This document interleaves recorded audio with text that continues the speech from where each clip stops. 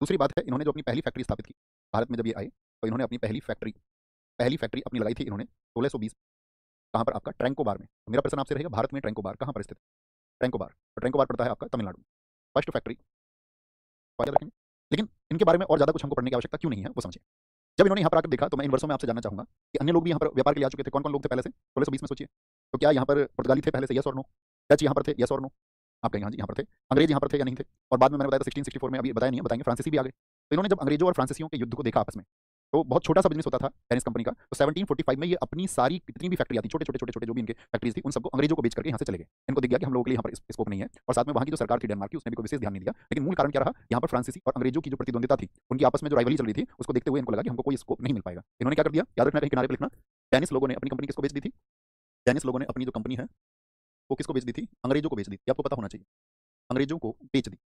Sell out करके क्या चले गए यहाँ से, सब कुछ वापस चले गए। और कब बेच दी थी उन्होंने? फाइनली 1745 में। भैया उससे पहले कैसा बिजनेस रहा इनका? बहुत छोटे स्तर पर इनका एक मामूली बिजनेस रहा, जिसने ना तो भारत की राजनीति को प्रभावित किया और ना ही बाकी कंपनियों के व्यापार को प्रभावित किया। बात क्लियर है? ठीक है। इसके बाद में जो दूसरी कंपनी का हमको जिक्र करना था आज, वो है फ्रांसीसी। ये थोड़ा बड़ा टॉपिक है। फ्रांसीसी भाई साहब किस देश से आए? आप कह सकते हैं कि फ्रांसीसी फ्रांस से आए, बड़ी कॉमन सी। दरअसल में उस समय फ्रांस में एक राजा हुआ करता था, लुई चौदहवां, लुई 14। उसका जो प्राइम मिनिस्टर था उसका नाम था कोलबर्ट। कोलबर्ट ने उससे कहा कि जिस तरह से बाकी यूरोपीय लोग भी जाकर के एशिया के देशों के साथ में व्यापार कर रहे हैं, तो उस तरह हमको भी अपना एक जहाजी बेड़ा भेजना चाहिए, तो जाकर के वहाँ पर व्यापार करें। और इसी जहाजी बेड़े के लिए, मतलब कि आपका व्यापार करने के लिए, तो आपका जो मार्टिन नामक व्यक्ति को इसकी कमान दी गई, और उसके साथ में एक व्यक्ति था मरमरा, जो एक ईरानी व्यक्ति था। तो यही मानते हुए कि उसको एशिया के व्यापार की अच्छी नॉलेज है, उसको भी उसके बेड़े में शामिल किया। और इस तरह से फ्रांसीसियों की भारत की तरफ जो यात्रा है वो शुरू। तो नोट क्या करना है, लिखेंगे फ्रांसीसी। सबसे पहली बात तो, फ्रांसीसी कंपनी का नाम क्या था जो व्यापार के लिए स्थापित की गई? फ्रांसिस कंपनी का नाम बहुत महत्वपूर्ण है। कई बार आपने आयोग की परीक्षा में आप देखोगे तो क्या करता है कि सभी देश लिख देता है एक तरफ, और उनकी कंपनियों के नाम लिख देता है, और आपसे सही मिलान करने के लिए प्रश्न पूछ लेता है कौन से देश की कौन सी कंपनी थी, तो आपको नाम पता होना चाहिए। जैसे मैं आपसे पूछूं अभी, पुर्तगाली कंपनी का क्या नाम था, जरा बताइए। अगर आपने एक शब्द भी बोलेंगे तो याद रहेगा, जरूरी नहीं आपको पूरा शब्द याद रहे। आप एक शब्द भी यदि बोलेंगे तो मैं समझ जाऊंगा कि आपको, आपने उसको ध्यान से पढ़ा हुआ है। बोलो जी। बहुत बढ़िया, बहुत शानदार, वेरी गुड। बताइए बताइए, एक बार अस्ता दो, अस्ता दो, अस्ता दो। हाँ ठीक है। तो फ्रांसीसी कंपनी का क्या नाम था? फ्रांसीसी कंपनी का नाम था 1664 में जो बनी, 1664 में बनी थी। और इस कंपनी का नाम था आपका, फ्रांसीसी कंपनी का जो नाम है, company the Indu oriental. Company company the Indu oriental. Oriental क्या बोलेंगे? कंपनी उसको दी गई। अब ये जो कमांड उसको दे दी गई 1664 में कंपनी बनी, दो लोगों को इसकी जिम्मेदारी मिलती है, कहीं किनारे पे लिखना 1670 1667 में। 1667 में एक तो था आपका कैरो, सॉरी मैंने अभी थोड़ी देर पहले आपसे एक नाम लिया था, अभी मुझे याद आया, मैंने शायद मार्टिन नाम आपसे ले लिया, क्योंकि मार्टिन की एंट्री तो 1673 में हुई। अभी मैंने आपसे मार्टिन नाम लिया था ना, मार्टिन और मरमरा, तो मार्टिन नाम मैंने भूलवश लिया है, मार्टिन नहीं, उसका नाम था फ्रैंकोइस कैरो। तो कैरो, कैरो को भेजा गया इसके साथ में 1660, कैरो प्लस मरमरा। मरमरा ये भारत की तरफ चले, भारत की तरफ चले। इसमें मरमरा जो है एक आपका क्या था, एक ईरानी व्यक्ति था, ईरानी व्यक्ति था ये आपका। और इसको इसी उद्देश्य से इस जहाजी बेड़े के साथ में भेजा गया कि इसको एशियाई देशों के व्यापार के बारे में अच्छी जानकारी। ओके ठीक है, कोई दिक्कत कोई परेशानी इस बात में? बहुत बढ़िया। आशीष पाल जी जय हिंद। बहुत करता था, उसका नाम था आपका अब्दुल कुतुब शाह। हम सबको थोड़ा सा ध्यान रखना चाहिए कि गोलकुंडा में जो थी वो कुतुब शाही थी, वहाँ पर कुतुब शाही थी। हम आपको बताएंगे जब पश्चिम दक्षिण के राजवंशों के बारे में बताएंगे, तब उस समय पर बहुत विस्तार से बताएंगे। अभी आपको याद रखना, गोलकुंडा का एक स्थानीय शासक था अब्दुल कुतुब शाह, उसके पास में जाता है ईरानी व्यक्ति मरमरा, और वह उससे रिक्वेस्ट करता है कि जिस तरह से पहले यहाँ पर यूरोपीय कंपनियां आई हुई हैं, उसी तरह से एक गांव आप हमको दे दें, और उस एक गांव में हम भी अपने व्यापार को शुरू करना चाहते हैं। तो उस तरह से उनको मसूलीपट्टनम में एक छोटी सी जगह दी किसने? गोलकुंडा के शासक ने। मैं आपको बता चुका, गोलकुंडा का शासक व्यापार के लिए परमिशन दे देता था, पहले भी दी उसने परमिशन, तो उसने कहा ठीक है आप ये ओपन कर लीजिए सेकंड फैक्ट्री, क्योंकि इनको क्या होता था, राजा को तो टैक्स मिलता था। Second factory was opened in, हाँ या ना, with the help of Golconda's ruler. लेकिन ये क्या करेंगे? अब देखो फ्रांसीसी जब यहाँ पर आ गए तो फ्रांसीसियों को लगा कि हमारी दो फैक्ट्री ओपन हो गई हैं, तो इन लोगों को ये तो लगता था शुरुआत में तो ये बड़ा आपका ऐसे रिक्वेस्ट मोड पर रहते थे कि भाई साहब हमको परमिशन दे दो। लेकिन जैसे ही इनको थोड़ी सी शक्ति मिल जाती थी तो ये क्या करते थे फिर? तो इन्होंने सोचा कि यार शक्ति तो हमको मिल चुकी है, तो अब क्यों ना एक काम करें, आजमा के देखते हैं कि हमारे खिलाफ में कोई है भी या नहीं, एक सैनिक कार्रवाई करके देख लेते हैं छोटी सी। और उसी सैनिक कार्रवाई में इन्होंने क्या किया कि आपका 1672 में एक सेंट थोमे जगह है, सेंटोमे, सेंटोमे भी उसको बोलते हैं, जिसको हम आपका संथामी के नाम से भी भारतीय इतिहास में जाना जाता है, उस संथामी पर इन्होंने युद्ध कर दिया। ठीक है, देख रहे हो आप, अभी तो रिक्वेस्ट मोड पे थे और अभी किस पे आ गए? एकदम से आपका आर्मी प्रैक्टिस पर आ गए, एकदम से सैनिक कार्रवाई पर आ गए, और 1672 में इन्होंने सेंट थोमे पर कब्जा कर लिया। गोलकुंडा के शासक को सूचना मिली, अच्छा हमारी बिल्ली हम ही से मियाऊं, अभी तो परमिशन मांग रहे थे, अब तुरंत ही आकर के हमारे क्षेत्र में सैनिक कार्रवाई भी करने लगे। कि यहाँ पर कौन थे अभी इस समय पे व्यापार कर रहे थे? अगर हम आपसे बात करें, जो डच लोग थे, तो डच लोग गए वहां पर गोलकुंडा के शासक के पास में, तो बोले तुमने कैसे लोगों को परमिशन दे दिया? ये अभी तक तो ये तुमसे रिक्वेस्ट मोड पर कह रहे थे व्यापार करेंगे, और अभी यहाँ पर सैनिक कार्रवाई करने लगे, और हमारी जगह सेंट थोमे को इन्होंने कब्जा लिया है, जो तुम्हारे शासन के अधीन आती है, गोलकुंडा के शासक के अधीन आती है। मैंने कहा इनको मजा चखाते हैं अभी। तो उसने अपने साथ में डचों को लिया और एक कार्रवाई कर दी किसके खिलाफ? फ्रांसीसियों के खिलाफ। इस घटना को एक बार नोट करेंगे, लिखें 1672 में, 1672 में फ्रांसीसियों ने फ्रांसिस सेंट थोमे पर कब्जा कर लिया। सेंट थोमे के शासक के पास में गए डच, जो कि हॉलैंड के थे। इन लोगों ने कहा कि ये सैनिक कार्रवाई तो गलत है, तो यहाँ पर इन्होंने इनके खिलाफ कार्रवाई कर दी, यानी संथामी पर अटैक कर दिया गोलकुंडा के शासक ने, और फ्रांसीसियों ने जिस सेंट थोमे पर कब्जा किया था उस कब्जे को खाली करवा लिया।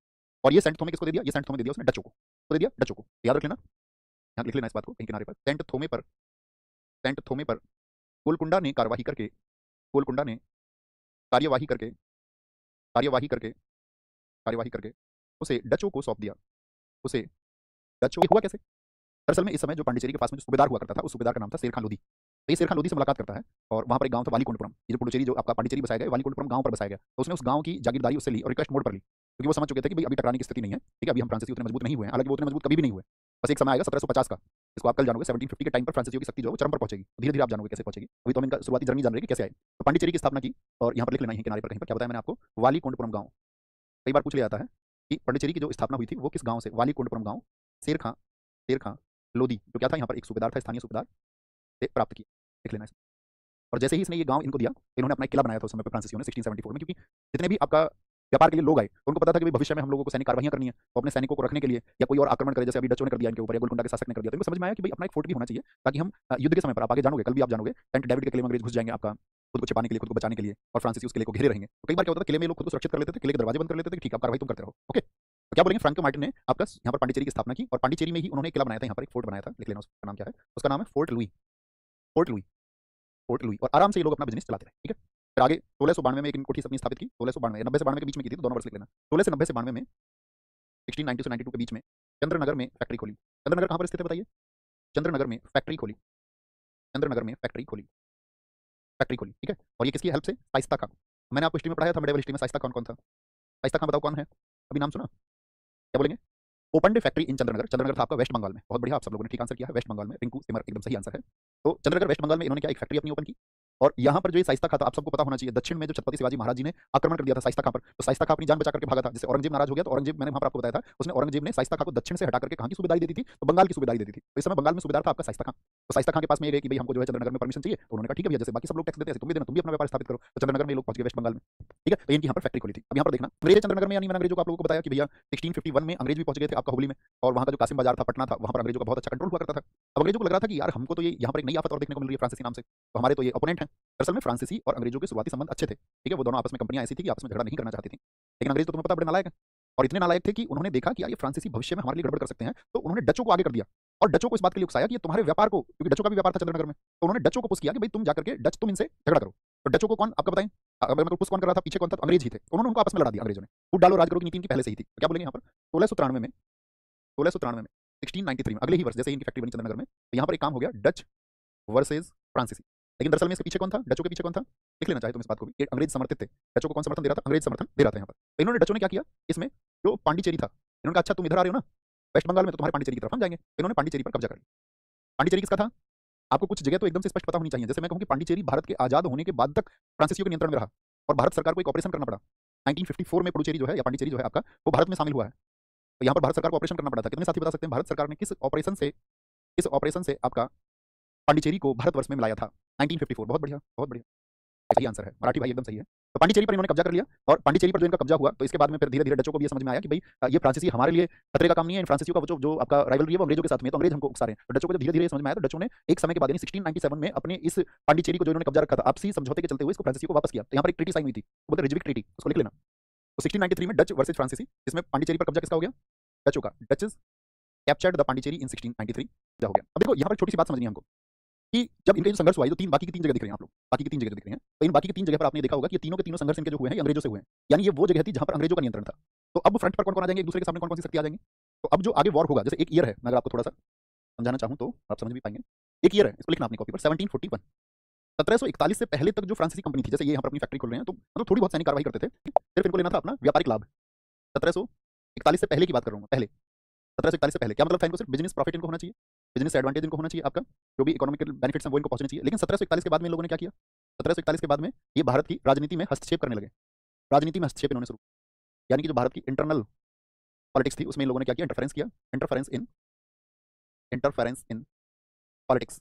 और इसी की वजह से क्या हुआ, देखो कल का लेक्चर आप तभी समझ पाएंगे जब आप इस घटना को समझेंगे, ठीक है। क्या बोलेंगे, फ्रांसीसी उद्देश्य 1741 में, 1741 में, तो यहाँ पर कौन वो व्यक्ति है जो इसका कारण बना कि कंपनी के जो उद्देश्य थे वो एकदम से बदल गए। तो यहाँ पर एक व्यक्ति आया, डुप्ले, एक फ्रांसीसी गवर्नर बन के आया, और डुप्ले बहुत महत्वाकांक्षी व्यक्ति था। बहुत सारे इतिहासकार ये कहते हैं कि अगर डुप्ले भारत में बना रहता, या डुप्ले को फ्रांसीसी कंपनी वापस ना बुलाती, तो जैसा शासन हमारे देश में अंग्रेजों का रहा वैसा शासन यहाँ पर फ्रांसीसियों का रहता। डुप्ले को अगर व्यक्तिगत तौर से आप देखें तो मतलब एक सनक भरा व्यक्ति था, कूटनीतिक व्यक्ति भी था, तानो शौकत में रहने वाला व्यक्ति था, मतलब खुद को बहुत जबरदस्त तरीके से वो रखता था। उसका रहन सहन कहते हैं कि उस समय के भारत के जो स्थानीय राजा थे उनसे भी ज्यादा शानो शौकत का था। अब जो बाकी फ्रांसीसी अधिकारी थे वो चिढ़ते थे। अब चूंकि यहाँ पर दूसरी बात भी देखनी है आपको, जो फ्रांसीसी कंपनी है वो एक सरकारी कंपनी थी, और ईस्ट इंडिया कंपनी जो अंग्रेजों वाली है वो एक प्राइवेट कंपनी थी। अब तुम्हें पता है सरकारी कंपनी के तो कामकाज कैसे होते हैं।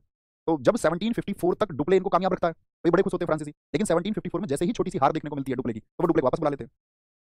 मतलब डुप्ले को फाइनली उस राजनीति से बाहर कर दिया, 1748 से बाहर कर दिया था उन्होंने, 1748 से। डुप्ले के लिए मैसेज थे कि तुम भारत की राजनीति में ज्यादा हस्तक्षेप कर रहे हो या खुद के लिए ज्यादा चीजें तुम बना रहे हो, तुम्हें कंपनी से ज्यादा मतलब नहीं है, तुम एक काम करो वापस आ जाओ। ठीक है, ये डुप्ले 1741 में भारत आया था, इसकी वजह से सारी चीजें हुई कि जो कंपनी पहले व्यापारिक लाभ के लिए काम कर रही थी फिर वो राजनीति करने लगी। बात क्लियर है? थम्स अप करके बताएं यहाँ तक किस जगह पर आई? डेनिस लोग ट्रैंको बार में। कब बसाई बस्ती उन्होंने? 1620 में, 1611 की कंपनी बनी थी। 1674 में फ्रांसीसी वाणिज्य कंपनियों ने भारत में अपना अड्डा कहां पर स्थापित हुआ? तो मार्टिन आया 1673 में, और अगली बार 1674 में क्या बनाया उन्होंने? पांडिचेरी में। किस गांव को लेकर के? वालीकुंडपुरम गांव को लेकर।